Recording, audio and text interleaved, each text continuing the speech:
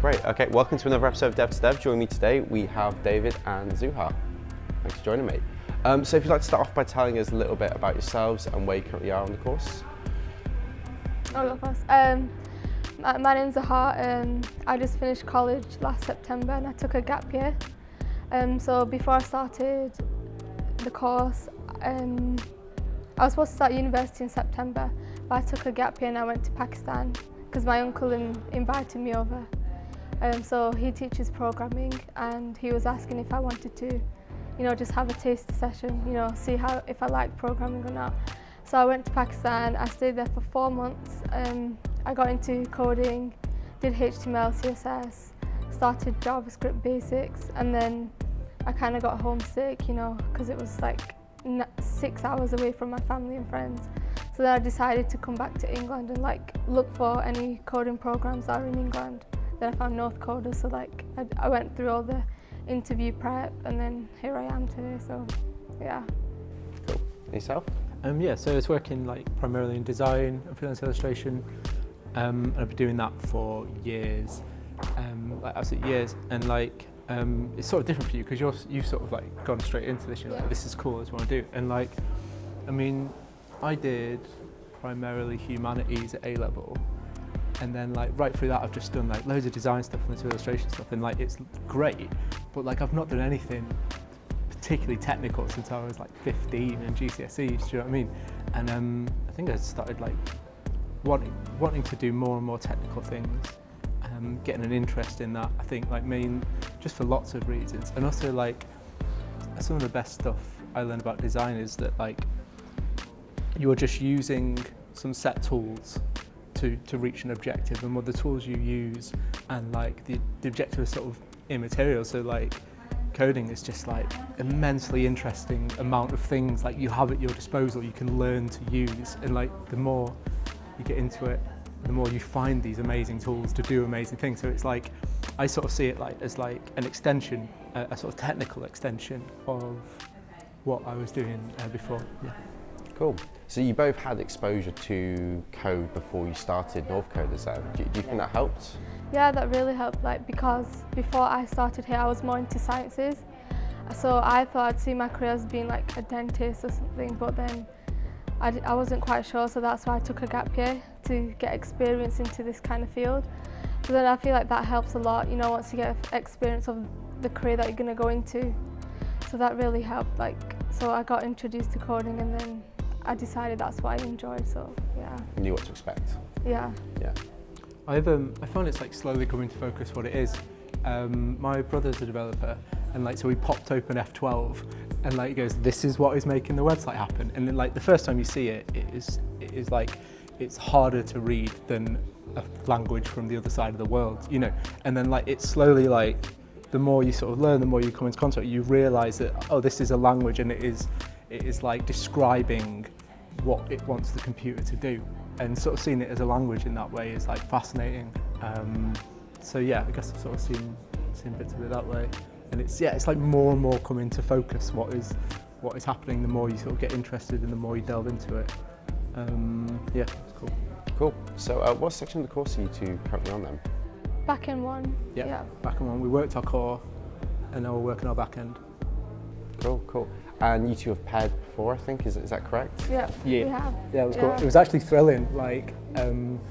In core, we were doing loads of reduced stuff, weren't we? Yeah, we were. And we had one moment where we were wait, no, it's this, because you constantly code seems to reward playfulness. You have to constantly mess around with things to see what your data is, see what it is, and that will give you the answers that you need. And we were just wait, is this it? No, is this it? No. Yeah. And we were it was genuinely exhilarating, just to solve problems at a really quick rate, and then get that sweet green pass message. Yeah, and I think one good thing is to work in pairs.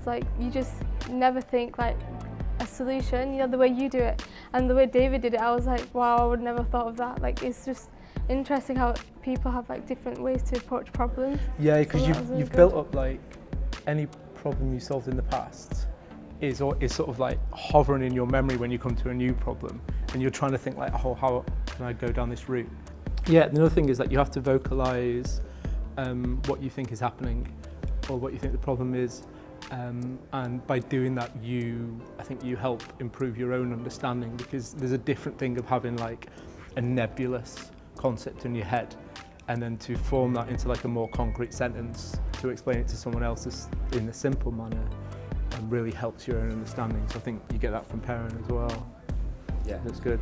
I couldn't agree more. I mean, one of my favourite things when I was in the course was seeing how different people approach problems differently, because there's so many different ways you can approach one of the sprints, right? So do both of you have a favourite sprint then you've done so far? Do you want to go first, Sue? I like the one that we're currently doing, the Twitter one. So the reason why I like it is because it's completely different to what we've been doing before. We're actually seeing the data come in and like reading tweets, getting people's tweets, so it just seems like it's so fun to do. Yeah, and it's look like, at it all coming in. It's like we're opening like more and more doors into like the secret back rooms of the internet. And we're like, oh, so this is what's going on behind Twitter HQ. And you're like, oh, and they do this and this. And if you have any interest in sort of like technology and its huge interactions with politics at the moment, that you're seeing how this data is becoming a currency and how it is becoming like a powerful tool for companies and for governments, and like that is so fascinating to get the locks to more and more of those doors. It's cool. Yeah. I think it was similar for me. I think it was that point in the course back in one where you start seeing how this stuff can actually be applied to like a job or like actual like applications you use, right? It starts off quite abstract when you're like just learning like about like the core fundamentals. Absolutely, yeah. It is all just like a problem when you like it'll say, oh, you've solved this problem, and you don't know why it would ever be useful. Like in the run-up, like in any, I think if anyone's done any online courses, that's all they'll find. Yeah. Cool. Are both of you? Do you have a particular section of the course that you're looking forward to? Do you want to go first on this one, David? Yeah, sure. I am super excited about the project thing. I've actually been working on, like, when I get back in the evenings, I've been working on different ideas for projects. Already? And what the design will be for that, and what open source technology is available to be played with. So that's really exciting, because like the way the course is structured, we see what people ahead of us are doing. So it's like being on a really like thrilling water slide, and there's many loops ahead, and you can go, oh, like in 3 weeks I'm going to be doing that triple loop over there, because you can see like your mate doing it right now. So that's like really exciting, and yeah, I'm super excited for that. Yeah. I'm excited to do React, because when I was in Pakistan I touched it a bit, and I found it really interesting because you actually get to use front end and back end and like mix it together and make a program. So I'm looking forward to doing that again. Yeah. Cool. It's quite different from just like writing vanilla JavaScript, isn't it? Yeah. I've not done any, so I'm just going to be like, mate, what does that mean? Like pair programming. What's going on now? Yeah, no. Pair programming. Yeah. It'll be good. Cool. And I believe you lent a hand with your graphic design skills with the t-shirts we've recently created, right? Yeah, it was a thrill. So like, obviously like people watching this don't attend North Coders, but the atmosphere is really nice, because like a lot of people that are working on the sort of the growth and the like design and marketing for it are just there where we're working. And I was like, oh mate, are you a designer? To Alana, who is your guys' designer. She's like, yes. So she started showing me all the work she's doing. And then we just sort of went back and forth on some ideas, and I started drawing a fab lolly, which was like as a response to her ice cream idea, and she was like, that's sick. She didn't say it that way. And then I was working, and it popped up in the Slack channel, because there's sort of like North Coders wide Slack channel, which is for everything that's sort of going on for the whole organisation, and yeah, it popped up like as a vote for which t-shirt would be best, and I was like, oh, that's the fab lolly that I helped do, and it was soaring up, mate, just numbers.